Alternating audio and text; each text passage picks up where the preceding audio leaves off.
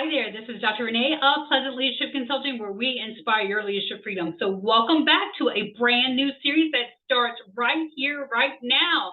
Well, I'm so excited. So this series is called Maximizing Meeting Productivity, and the subtitle, which I absolutely love, is called Tips to Avoid Derailment. All right, so let's go ahead and begin. If I can manipulate my sensitive mouse. All right. All right. So section 1 starts off with good meetings start beforehand. All right. So I'm going to just say right off the bat, and every one of you are probably echoing, does it need to be a meeting? That's the first question you need to ask yourself. Do we actually need to bring everybody together to have a meeting? Let's not. If it doesn't have to be a meeting, let's not do it. Let's send it in an email, okay? I'm the first person to say it doesn't have to be a meeting. It can be sent in an email. So if your problem is that people aren't reading an email, that's a different problem. We can address that separately. But don't have a meeting just to have a meeting, all right? Prepare your agenda in advance, and along with that, send that agenda in advance so that people like myself who are processors, we have time to process that, and we have our thoughts in place, so when we get to the meeting, we are prepared.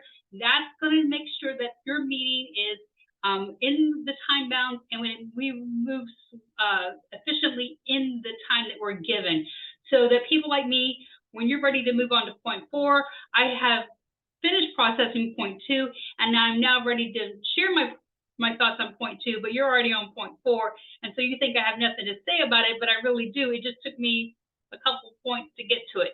So if you send your agenda in advance, it gives people like me think time, or it might give people time to do some research on something and to bring new data to the table.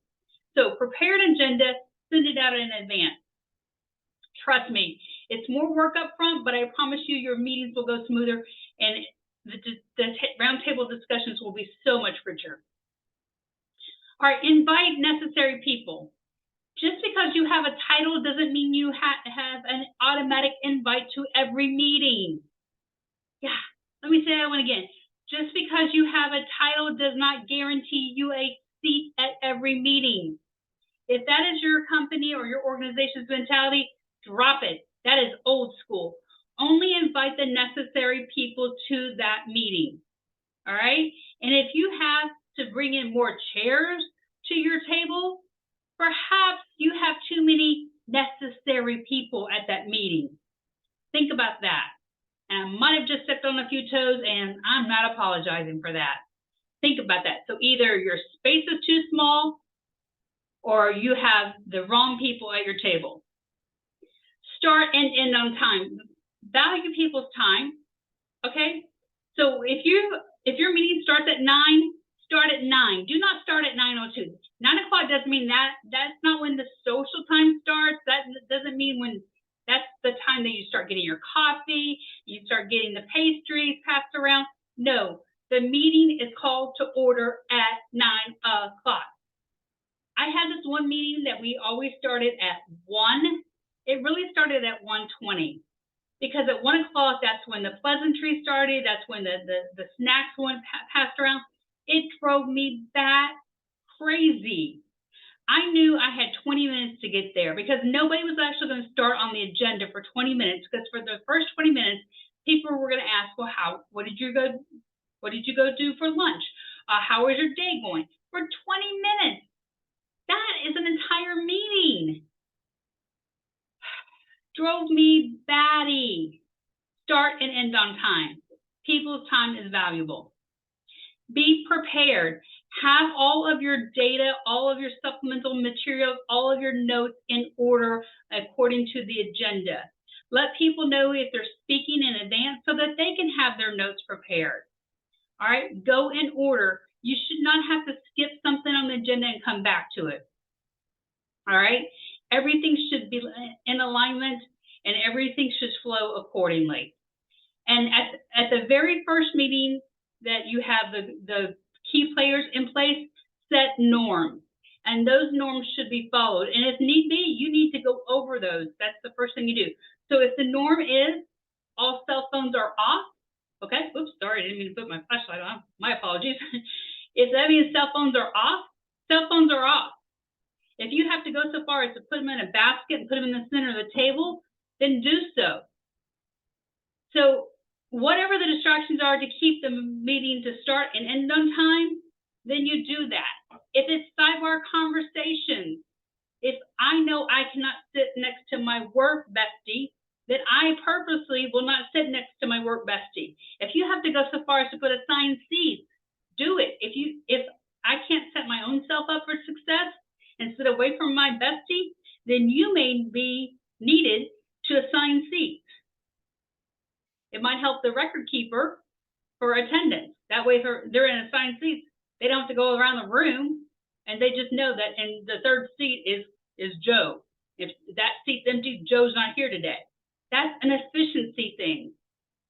So set up the norms that all the groups agree on in the first meeting, and then if you have to, go back and revisit it. If Dr. Renee is always on her phone checking things, then revisit that. All right? So set yourself up in advance for a successful meeting before you even get to agenda item 1. All right, next. Set your meeting objectives. That's part of the agenda, so you know what you're going to accomplish. So you got the agenda item, but what exactly is your objective related to that item? So you're going to reframe your goals as an inquiry-driven statement. I'm going to give you an example. What are our deliverables for Project X? So we may have the agenda item of share the fiscal budget for Q1. All right. So our goal is to figure out how to increase our savings, or how to reduce our spending in this area X, Y, and Z. So we're going to brainstorm 3 ways to reduce spending in this category, or how to increase savings in this category. Or we're going to brainstorm 3 marketing ideas for this product. So if everybody knows ahead of time what our objective is, they can come to the table with ideas already, rather than you putting out the objective and then sitting back and hearing crickets. Nothing is worse than being the meeting facilitator and having crickets. You're like, hello, did anybody hear me? People need think time. They need to have maybe some time to research and say, well, hey, what is my competitor doing? Okay, that's not working for them, so we're not going to do that. Or we've tried this. Or, hey, we did this and it worked really well 5 years ago, and the market is similar, so maybe we should revamp this, but maybe put a little spin on it. So give people the time to research, and you're going to get a better product from your employees, your followers, as well as for your product. Communicate clearly. You're going to communicate clearly on your agenda that you send out in advance, letting people know your objective and what your driven statement is through asking them what the objectives or the deliverables are. What is important? You're going to specify what is important in the meeting today, what is most relevant, okay, and what is the timeline. This is going to help drive everything on target and keep everybody focused.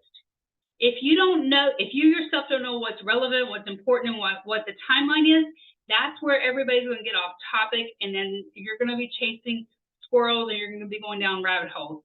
If you communicate to them, the people in the meeting, what is most important, what is relevant, so you kind of define the lanes, and you tell them the timeline, you're steering the conversation. So whether you are the leader, you're the project manager, or you are just happening to be the agenda item speaker, these are the things that you need to keep in mind when you are sharing information. And this all happens before you come together as a group for a meeting. So this ends section 1. Whoops. This ends section 1 of our series. And we have 4 parts, so there's 3 more parts. I ask that you join back next week. If you haven't done so, please subscribe to our YouTube channel so you are notified when this series picks up again. We drop it every Friday. Until then, if you're interested to learn more about Pleasant Leadership Consulting, go ahead and visit our website or contact us by our phone, 904-458-7317. Until our next video, or we see each other again in person or through the wonderful world of the internet, leaders go forth and lead well. Your followers need you.